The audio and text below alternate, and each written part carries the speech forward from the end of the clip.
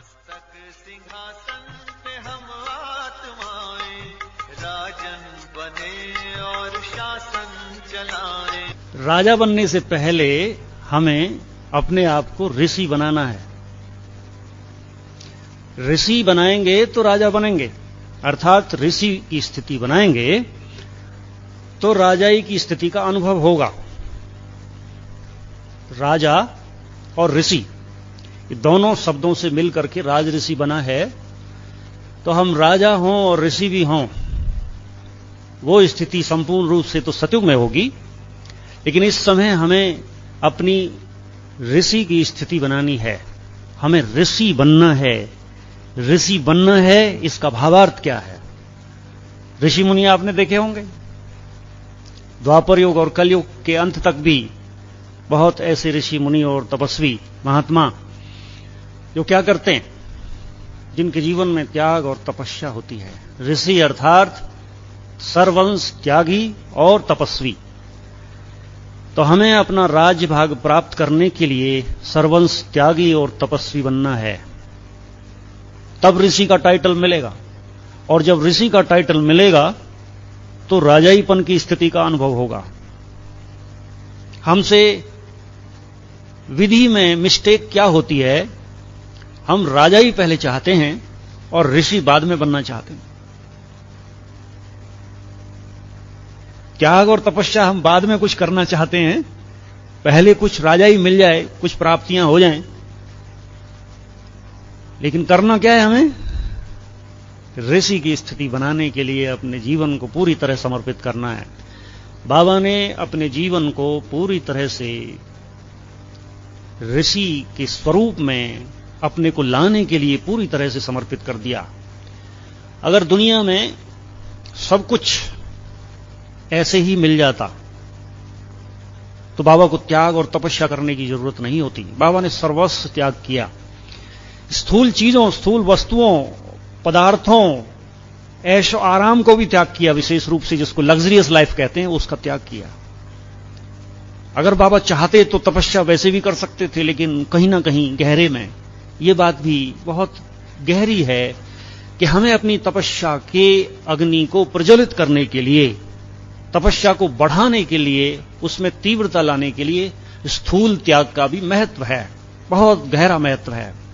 क्योंकि अगर हम स्थूल त्याग भी नहीं करते, मैं ये नहीं कहता कि जीवन के लिए जो अनिवार्य चीज हैं, जो बेसिक नीड्स हैं, जो बेसिक रिक्वायरमेंट्स हैं, उनको हमें त्याग देना है। जीवन निर्वाह के लिए, शरीर निर्वाह के लिए जो बेसिक नीड्स हैं उनको यूज करते हुए, बाकी अन्यथा जो भी है उसका त्याग करते हुए हम अपनी तपस्या को बढ़ा सकते हैं। अर्थात अनावश्यक वस्तुओं को, अनावश्यक जो भी पदार्थ हैं, जो भी प्राप्तियां हैं, जो तपस्वी जीवन के लिए अपेक्षित नहीं हैं, उनका त्याग करते हुए हम अपनी तपस्या को तीव्र कर सकते हैं। इसलिए बाबा ने सब कुछ त्याग किया अपने तपस्वी जीवन में। साकार ब्रह्मा बाबा ने अपना सब कुछ त्याग किया। लग्जरियस लाइफ में रहे नहीं, चाहे तो रह सकते थे वो, उनको कोई इस तरह की अप्राप्ति नहीं थी, परंतु उन्होंने उस स्वरूप को हमारे सामने प्रत्यक्ष किया, हमें सिखाया, हमारे सामने आदर्श बने कि स्थूल त्याग का भी अपना महत्व है। और वो त्याग जब हम करते हैं, त्याग किस लिए करते हैं? ऋषि के जीवन की विशेषता है, विशेष रूप से ऋषि के जीवन का स्वरूप त्यागी और तपस्वी स्वरूप है, लेकिन उनकी धारणाएं हैं कि उनके माइंड में, उनकी बुद्धि में अध्यात्म शक्तियों की प्राप्ति की विशेष इच्छा, अर्थात विशेष लक्ष्य रहता है उनका। जो ऋषि होते हैं, ऋषियों को कोई छोटी छोटी कामनाएं लौकिक की नहीं होती। आप सोचो इस बात पर। उनके जीवन में जो तपस्या है और जो उन्होंने त्याग किया है, वो त्याग का भी जो विशेष स्वरूप है वो नेगेटिव नहीं होता। जो रियल तपस्वी हैं, जो रियल ऋषि हैं, जो सन्यास धर्म वाले ऋषियों की बात हम नहीं कर रहे, लेकिन जो रियल ऋषि हैं उनके विषय में हम कहें बात, तो समझ में आता है कि उनका त्याग भी इसलिए त्याग है क्योंकि वो बेहद की प्राप्तियां करने के लिए समर्पित हो चुके हैं। बेहद की प्राप्तियां करने के लिए उन्होंने अपने आप को समर्पित कर दिया है, इसलिए उनका त्याग नेगेटिव नहीं है। जिस चीज को हम त्यागते हैं या जिस चीज से दूर भागना चाहते हैं या जिस चीज को हम एक्सेप्ट नहीं करते, वो चीज हमसे दूर भागती है। अर्थात बिना इच्छा के इस संसार के अंदर कोई चीज प्राप्त नहीं होती, लेकिन ऋषियों के जीवन में छोटी छोटी इच्छाएं नहीं होती। वो बेहद की स्थिति के अनुभव में रहती हैं आत्माएं। बेहद की स्थिति के अनुभव में रहने वाली आत्माएं कालांतर में बेहद की प्राप्तियों से संपन्न बनती हैं। ऐसा दृढ़ निश्चय बाबा का था, ब्रह्मा बाबा का, कि स्थूल में अगर छोटी छोटी प्राप्तियों का, छोटी छोटी कामनाओं का अगर त्याग भी किया जाए तो वो त्याग नहीं है, वो भाग्य है। वो भाग्य कैसे है कि हम अपनी कॉन्शियसनेस को, हम अपनी आत्म स्थिति को बहुत ऊंचा बना देते हैं, और जितना हम बेहद में जाते हैं उतनी बेहद की प्राप्तियां होती हैं। जितना हम इन्फिनिट कॉन्शियसनेस में जाते हैं उस स्थिति का अनुभव करते हैं, चाहे वो एंजेलिक स्थिति का अनुभव हो, चाहे वो बीज रूप स्थिति का अनुभव हो, उस स्थिति के अनुभव में जितना रहते हैं और जितना उस अनुभव को आत्मा में समाते जाते हैं उतनी ही बेहद की प्राप्तियां ऑटोमेटिक होती हैं। ये सूक्ष्म मशीनरी घूमती है इस ड्रामा में। कोई ये ईश्वरीय बैंक है, इस ईश्वरीय बैंक में ना तो कोई मैनेजर है, ना कोई अकाउंटेंट है, ना कोई हिसाब किताब रखने वाला और ना कोई प्रबंधक है। इसमें जैसे जैसे अनुभवों से और जैसे जैसे कर्मों के परमाणुओं को हम वाइब्रेट कर देते हैं, वैसी वैसी प्राप्तियां ऑटोमेटिक हमें होती हैं। कर्मों के परमाणुओं को वाइब्रेट करने का अर्थ है कि जिस जिस प्रकार से मनसा वाचा कर्मणा हमसे कर्म होते हैं, वो कर्म के वाइब्रेशन पूरे ब्रह्मांड में फैलते हैं, और वैसे ही वाइब्रेशंस विशेष स्थिति और परिस्थिति के अनुसार वापस लौट करके हमारे पास आते हैं। जो हम विश्व को देते हैं और वही विश्व वापस लौटा करके हमें दे देता है। तो ये जो विश्व बैंक है, ये जो ईश्वरीय बैंक है, ये ऐसा है, यहां ऑटोमेटिक कार्य कर रहा है ये सब। इसलिए जो ऋषि मुनि अर्थात जो योगी त्यागी तपस्वी आत्माएं होती हैं, वो अपने अनुभव के वाइब्रेशंस, जो अलौकिक अनुभवों में रमन करती हैं, वो उस अलौकिक वाइब्रेशंस को पूरे ब्रह्मांड में फैलाती हैं, और वो अलौकिक वाइब्रेशंस रिटर्न में हमें अलौकिक और बेहद की प्राप्तियां कराती हैं। अब इसमें बहुत बड़ा एक हमारा गहरा दृष्टिकोण चाहिए आध्यात्मिक प्राप्तियों का। बाबा कुछ विश्लेषण इस तरह करते हैं, कोई मेरे मस्तक मणि हैं, कोई मेरे नैनों के नूर हैं बाबा के बच्चे, कोई हाथों के कंगन हैं। किस आधार पर ये विश्लेषण करते हैं बच्चों का? कोई मस्तक मणि, कोई नैनों के नूर, कोई गले का हार है, कोई हाथों के कंगन हैं। किस आधार पर? आत्माओं के अपने दृष्टिकोण और अपने पुरुषार्थ और अपने स्थिति के आधार पर। तो बाबा के ज्ञान को जिस तरह से हमने समझ लिया है, जिस समझ के आधार पर हमारा पुरुषार्थ चलता है, वैसी ही स्थिति का अनुभव हमारा होता है। हम वैसी स्थिति का अनुभव करते हैं। हमारे अनुभव के वाइब्रेशंस विश्व में फैलते हैं, ऑटोमेटिक फैलते हैं, और वो आध्यात्मिक अनुभवों में जितना हम चलते चले जाते हैं उतनी ही प्राप्तियां हमें होती हैं। कैसे होती हैं, ये भी एक बहुत गहन गति है। आपने किसी को कोई एनर्जी एक्सचेंज की, मान लीजिए आपने किसी की तन से सेवा की, वो भी एक प्रकार का आपने कर्म किया और उसका भी भाग्य बनता है, रिटर्न मिलेगा। आपने किसी की धन से सेवा की, उसका भी भाग्य बनता है, रिटर्न मिलेगा। आपने कोई वस्तुओं से, कुछ पदार्थों से सेवा की, साधनों से सेवा की, उसका भी भाग्य बनता है, उसका भी रिटर्न मिलेगा।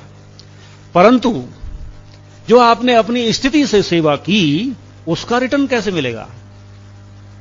अर्थात अपनी ऊंची आध्यात्मिक स्थिति के द्वारा जो वाइब्रेशंस फैलाए पूरे विश्व में और अपने दृष्टिकोण को बहुत विशाल कर दिया, अपने अंदर आध्यात्मिक शक्तियों को भर लिया, उसका रिटर्न कैसे मिलेगा?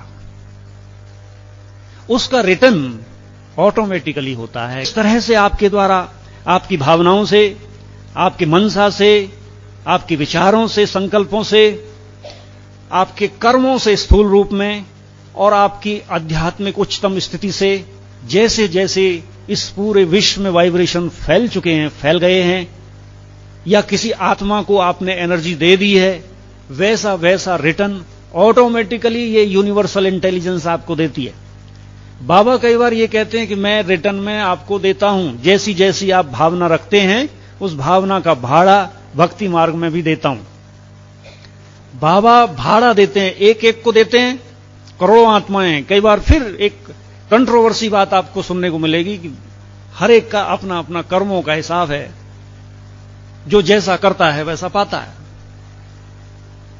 तो बाबा कई बार किसी बात को बहुत अलग अलग तरीके से समझाते हैं और उसमें कंट्राडिक्शंस दिखाई देते हैं, कुछ विरोधाभास लगते हैं कि अभी बाबा ने यह बात कही और अभी बाबा ने बिल्कुल इससे विपरीत बात कही। क्या इसका भावार्थ क्या हो सकता है? बाबा के सामने कई प्रकार की आत्माएं होती हैं, किन्हीं आत्माओं के लिए वो आंसर है और किन्हीं आत्माओं के लिए आंसर वो है। इसलिए यह बात समझने जैसी है, बहुत गहरी बात समझने जैसी है कि बाबा किस तरह से रिटर्न देता है। दुनिया वाले लोग यूनिवर्सल इंटेलिजेंस कहते हैं कि एक यूनिवर्सल इंटेलिजेंस है, वो काम कर रही है, वो सबको देख भी रही है और सब कुछ उसको पता है, कहां कैसे क्या कुछ होना है, क्या करना है। तो एक बहुत सूक्ष्म बात समझने की कि हमारी अवस्था के अनुसार, अवस्था देखिए, उसी को केवल मैं अवस्था नहीं कह रहा हूं कि हम अपनी योग की बहुत अच्छी अवस्था बना लेते हैं, वो तो एक अवस्था है ही, लेकिन जिस जिस प्रकार से जैसे जैसे हमारे द्वारा कर्म होते जाते हैं वैसी वैसी हमारी अवस्था बनती जाती है। इसका अर्थ यह हुआ कि अवस्थाएं भी कई प्रकार की होती हैं। कहते हैं भाई इसकी अवस्था बहुत अच्छी है, लेकिन वो अवस्था किस प्रकार से और कैसी अच्छी है, वो अलग अलग अवस्थाएं हैं। तो अच्छी प्रकार की जो अवस्थाएं हैं वो कई हो सकती हैं और कई प्रकार से हो सकती हैं, लेकिन मूलतः है, मुख्य रूप से हम फिर वहीं लौट करके आ जाते हैं कि ऋषि बनने की जो बात है, ऋषि बनने का अर्थ है हमें अपनी उच्चतम स्थिति का अनुभव करना है और उसके लिए त्याग की भी जरूरत होती है। त्याग की भी जरूरत होती है, सूक्ष्म भी त्याग और स्थूल भी त्याग, जिसको दूसरे शब्दों में कहते हैं कि चढ़े तो चाखे बैकुंठ रस, गिरे तो चकनाचूर। एक म्यान में दो खड़क, कहा सुना न कान। एक साथ में एक ही तरफ में हम फोकस हो सकते हैं, हम कंसंट्रेट कर सकते हैं अपने आप को। अगर ऋषि की स्थिति का अनुभव करना है तो अपने आप को पूरी तरीके से आध्यात्मिक प्राप्तियों के लिए कंसंट्रेट करो। आध्यात्मिक प्राप्तियां का अर्थ है वो अलौकिक प्राप्तियां, वो ईश्वरीय अनुभव, वो आनंददायी अनुभव, वो अतीन्द्रिय सुख के अनुभव, वो देह और देह की दुनिया से अलग के अनुभव, उसमें पूरी तरह से जब हम कंसंट्रेट कर देते हैं। यह मन का एक सिद्धांत है, मन एक ही साथ में दो जगह कंसंट्रेट नहीं हो सकता। अनुभव कर सकती है बुद्धि, लेकिन ना तो, अब ये नेगेटिव और पॉजिटिव की बात बता दो, मन को या तो नेगेटिव में कंसंट्रेट कर सकते हैं या पॉजिटिव में कंसंट्रेट करते हैं। नेगेटिव और पॉजिटिव में एक साथ कंसंट्रेट नहीं हो सकता मन। तो या तो हम पदार्थ के जगत में कंसंट्रेट हों और या हम पदार्थ से परे के जगत में कंसंट्रेट हों। इन दोनों विश्व में एक साथ कंसंट्रेट नहीं हो सकते। कंसंट्रेशन के द्वारा हम एक साथ कई कार्य कर सकते हैं, यह अलग बात है। जैसे अगर आपने अपने कंसंट्रेशन को बढ़ा लिया हो तो एक साथ में आप बोल भी रहे हैं, आप बोल भी सकते हैं, आप सुन भी सकते हैं, एक साथ में आप लिख भी सकते हैं, एक साथ कई कार्य कर सकते हैं। लेकिन ये जो अलौकिक प्राप्तियां हैं और जो लौकिक प्राप्तियां हैं, इन दोनों की तरफ कंसंट्रेट एक साथ नहीं कर सकते। या तो भौतिक जगत में कंसंट्रेट कर सकते हैं या अभौतिक जगत में कंसंट्रेट कर सकते हैं अपने आप, अपने मन बुद्धि को। तो ऋषि बनने का भावार्थ है, अब ये क्योंकि विषय दे दिया राज ऋषि कैसे बने, ऋषि बनने का भावार्थ है कि अपने को अलौकिक प्राप्तियों से संपन्न बनाना। और जब हम अलौकिक प्राप्तियों से संपन्न बन जाते हैं, अर्थात अलौकिक प्राप्तियों से संपन्न का भावार्थ है कि संबंधों से पूरी तरह से नष्टो मोह। ऋषि की जो क्वालिटीज हैं, ऋषि की क्वालिटीज हैं संबंधों में अनासक्त भाव, पदार्थ में अनासक्त भाव, आध्यात्मिक ईश्वरीय शक्तियों में पूरी तरह से निष्ठा, पूरी तरह से विश्वास, निश्चय। ये ऋषि की एक अपनी धारणाएं होती हैं, अर्थात योगी की एक अपनी धारणाएं होती हैं। अब हम ऋषि को हम अपने वैक्युलरी के अंदर एक शब्द दे दें, योगी। ऋषि त्यागी होते हैं, तपस्वी होते हैं, तो योगी ही होते हैं। तो त्याग हमें किस लिए करना है? तपस्या करने के लिए। त्याग तपस्या करने के लिए करना है। और तपस्या किस लिए करनी है? सर्वस्व प्राप्तियों के लिए, अर्थात बेहद की प्राप्तियों के लिए। तो हम जो है ऋषि की एक संन्यास धर्म वाली परिभाषा ना ले लें, हम ये अलौकिक परिभाषा लें कि हमारा त्याग है तपस्या करने के लिए, और हम तपस्या कर रहे हैं अलौकिक प्राप्तियों के लिए, बेहद की प्राप्तियों के लिए, अर्थात बेहद की स्थिति बनाने के लिए। बेहद की स्थिति बन जाती है तो ऑटोमेटिकली बेहद की प्राप्तियां हो जाती हैं। ये लॉ है। इसलिए राजऋषि बनने के लिए राजा बनना है हमें, और राजा बनने के लिए ऋषि बनना पहले है। अर्थात ऋषि के स्वरूप की स्थिति का अनुभव करते हुए मन बुद्धि पर राज्य चाहिए।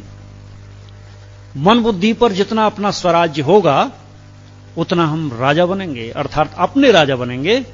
और जितना अपने राजा बनेंगे उतना हम बाहर के राजा भी बन सकते हैं। तो स्थूल चीजों का और सूक्ष्म चीजों का ऋषि के जीवन से बहुत गहरा महत्व है, और उनको किस तरह से वो अपनी धारणा में, अपने जीवन में लाता है, उसका भी एक अपना स्वरूप है। तो ये बात हमें समझ के चलनी पड़ेगी कि अगर हमें ऐसी स्थिति बनानी है कि हम संसार में रहें लेकिन संसार हमारे में ना रहे, हमें अगर ऐसी स्थिति अपनी बनानी है कि हमारे पास में राज्यभाग सब कुछ हो लेकिन वो राज्यभाग हमारे अंदर ना रहे, अर्थात हम उसमें आसक्त ना रहें, हमारे पास में लौकिक प्राप्तियां सब कुछ हों लेकिन उस लौकिक प्राप्तियों में कोई ममत्व ना हो, कोई मेरापन ना हो, अगर हमें ऐसी स्थिति बनानी है तो ऐसी स्थिति बनाने के लिए ऋषिपन की स्थिति का अनुभव, वैसी तपस्या हमारी होनी जरूरी है।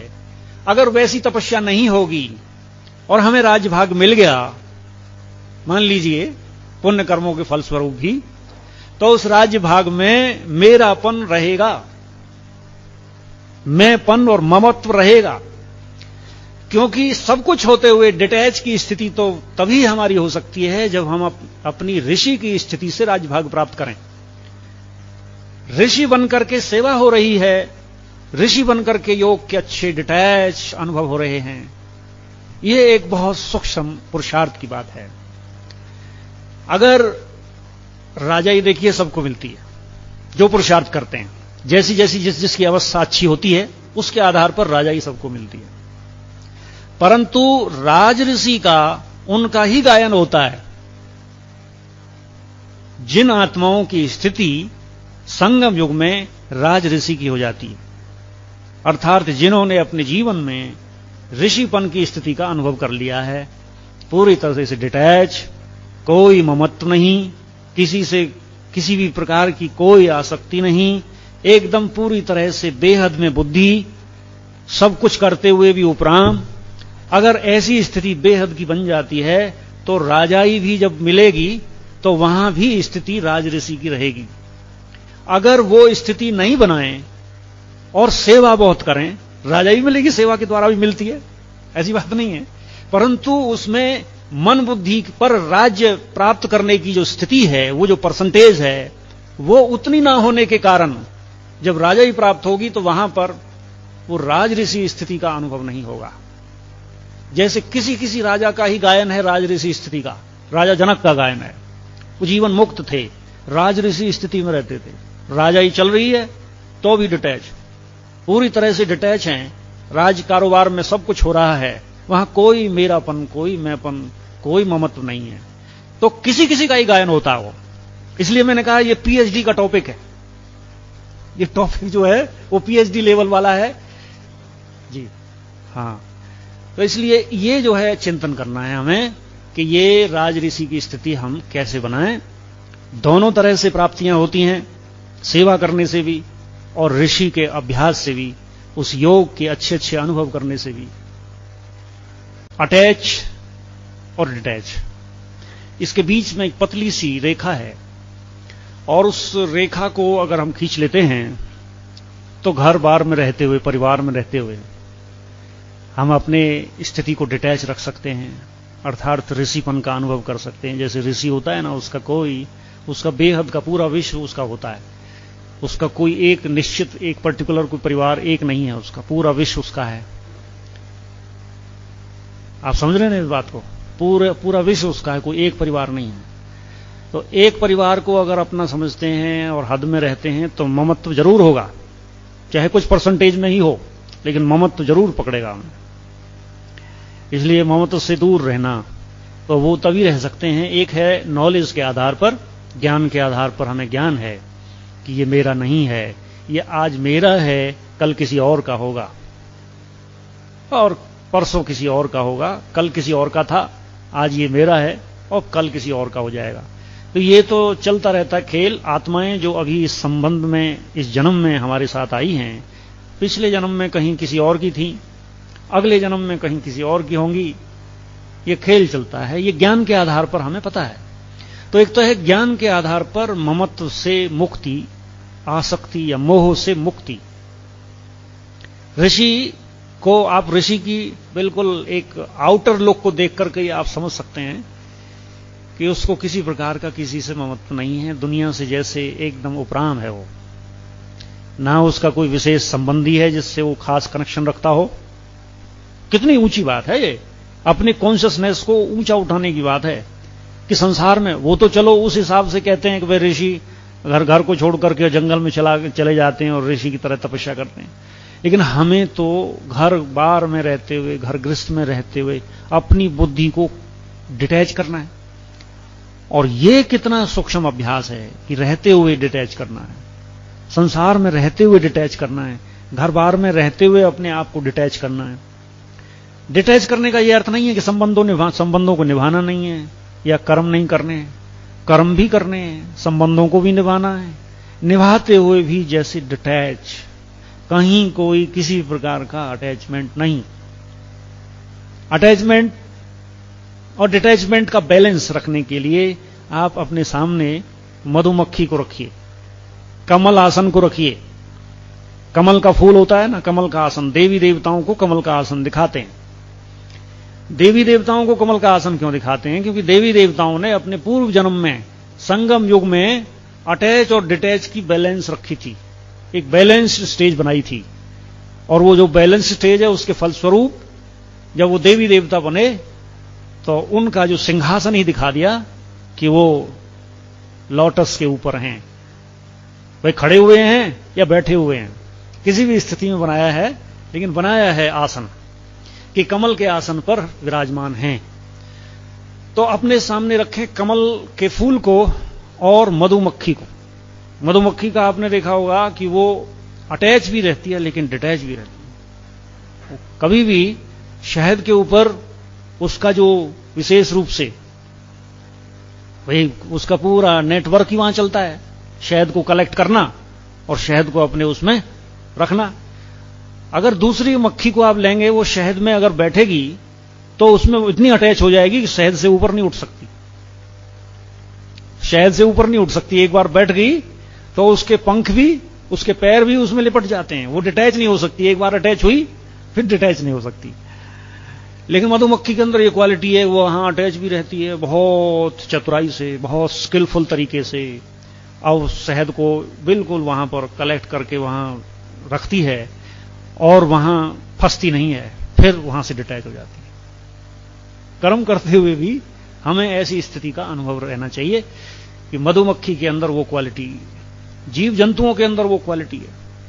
आप देखिए जानवरों के अंदर मनुष्य के जन्म पुनर्जन्म ज्यादा होते हैं, या मनुष्य की कॉन्शियसनेस बहुत ज्यादा पदार्थ में आसक्त हो जाती है, या क्या ऐसा है कि मनुष्य की स्थिति जो है वो जीव जंतु जानवरों से भी नीचे वाली स्थिति आ जाती है। जीव जंतु जानवर भी एक कॉमन सेंस या एक यूनिवर्सल इंटेलिजेंस उनके अंदर काम करती रहती है, लेकिन मनुष्य के अंदर वो काम नहीं कर रही है, अटैच और डिटैच के बैलेंस रखने की स्थिति। अब वो स्थिति हमें बनानी है नॉलेज फ्लो करके और अपने योग की अच्छी अवस्था से, कहीं भी अनासक्त भाव, कहीं भी हमारा अनासक्त भाव हो, आसक्त भाव ना हो। तो ये ऋषि की क्वालिटी, योगी की क्वालिटी, ठीक है ना। और मन में भी किसी प्रकार के विचारों की आसक्ति नहीं।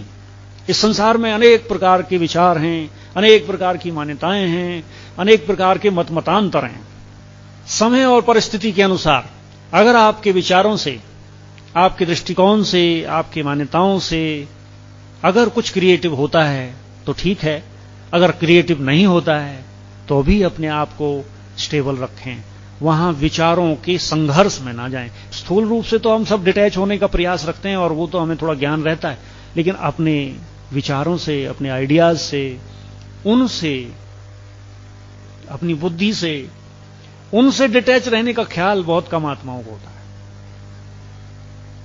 तो जहां हमारे द्वारा कुछ सेवा हो रही हो, ठीक है, आइडिया भी यूज करो, बुद्धि भी यूज करो, लेकिन जहां नहीं है वहां उसमें रिजिडनेस नहीं हो, उसमें ऐसा ना हो कि मेरे विचार माने जाने चाहिए।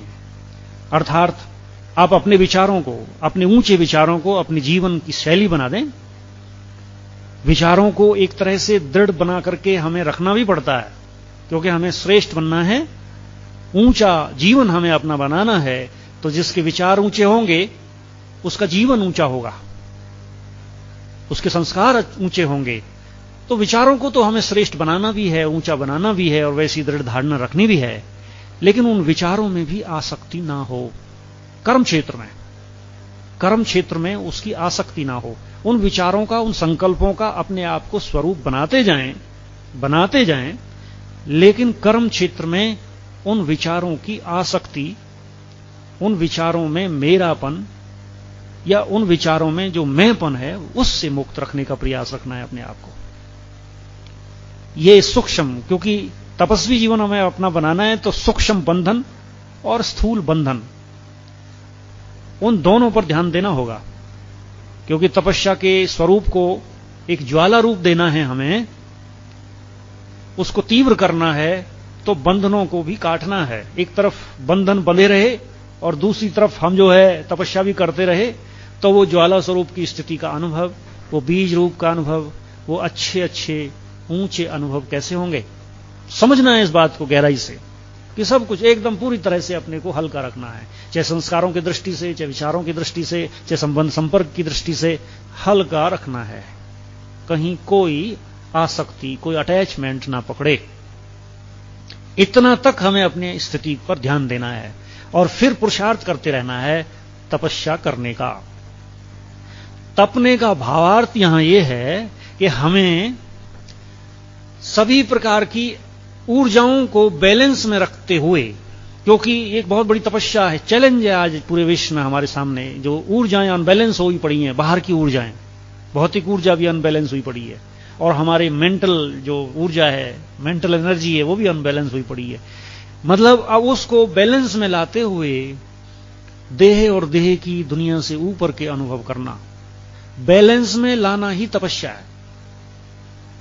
और अगर वो बैलेंस में आ जाता है, सतयुग में आप देखेंगे देवी देवताएं वहां ऑटोमेटिकली योग युक्त क्यों रहते हैं?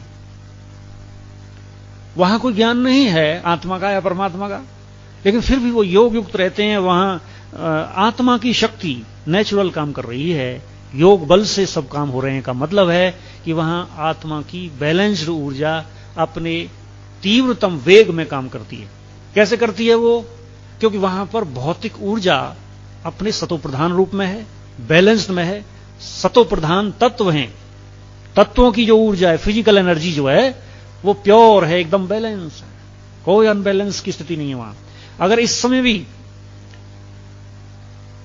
सतो प्रधान तत्व बन जाएं तो 50% तो स्थिति वैसे ही बन जाए, क्योंकि आत्मा शरीर के साथ में है। और शरीर एकदम प्योर हो जाए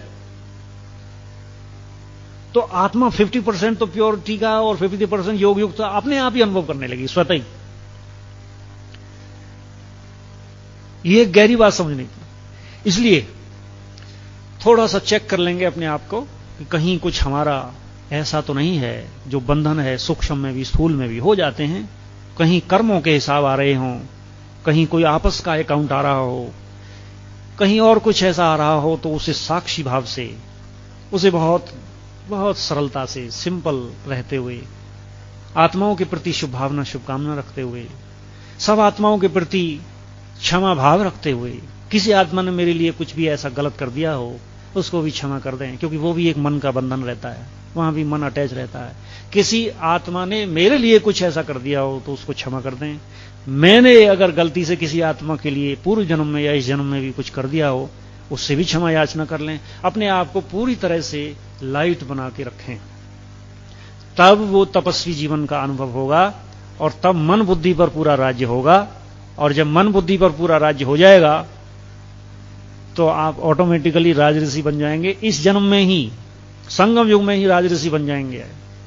कुछ हद तक संगम युग में वो स्थिति का अनुभव हो जाएगा और ये संपूर्ण रूप से राजऋषि की स्थिति का अनुभव जब हमारा अल्टीमेटली होगा तो इसके फलस्वरूप सतयुग में राजभाग में रहते हुए, राजभाग संभालते हुए हम राजऋषि की स्थिति में होंगे। अर्थात वहां पर सब कुछ नेचुरल चल रहा होगा, वहां कोई ममत्व नहीं होगा, कोई मेरापन वैसे भी नहीं होगा वहां, एक नेचर के लॉ के अनुसार भी, बट उसका प्रभाव पड़ता है आगे भी चलकर, त्रेता में भी और द्वापर में भी उसका प्रभाव आगे चलता है। अर्थात त्रेता में भी अगर राजाई आपको राजाई मिली है, द्वापर सतयुग में वो बहुत ज्यादा नेचुरल स्थिति होगी राजऋषि की। वहां वो आत्मा को यह पता भी नहीं चलेगा कि मैं राजऋषि की स्थिति में हूं, वो नेचुरल होगी। लेकिन जैसे जैसे जन्म पुनर्जन्म और आगे बढ़ेंगे, आगे भी अगर आपको राजाई पद मिलता है तो उस समय राजऋषि की स्थिति का अनुभव होगा, द्वापर युग में भी और त्रेता में भी। लेकिन कल युग में आकर के स्थिति बहुत ज्यादा अटैच्ड हो जाती है, वहां फिर राजऋषि स्थिति का अनुभव संभव नहीं है। वो हम सब समझते हैं कि कलयुग के जितने भी राजा हुए हैं उनमें ज्यादातर स्थिति सबकी क्या रही, बहुत ज्यादा अटैचमेंट पदार्थ से, वस्तुओं से और संबंधों से, और उसकी जो कामना इतनी, उस कामना के फलस्वरूप आपस में युद्ध ही हुए, मैंपन और मेरेपन को लेकर के युद्ध ही हुए। हाँ? तो द्वापर युग के कुछ समय तक वो स्थिति रहती है कि हमारे जीवन मुक्त स्थिति का अनुभव रहता है, और त्रेता में भी वही रहता है।